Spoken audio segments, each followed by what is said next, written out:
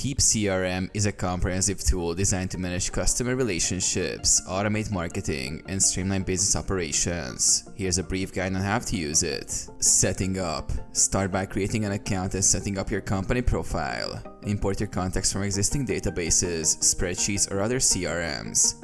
Customize the contact fields to suit your business needs. Managing contacts. Use Keap's robust contact management system to keep track of customer information, interactions, and activities.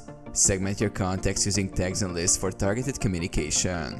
Automation. Create automated workflows to handle repetitive tasks. This includes sending emails, scheduling follow-ups, and assigning tasks.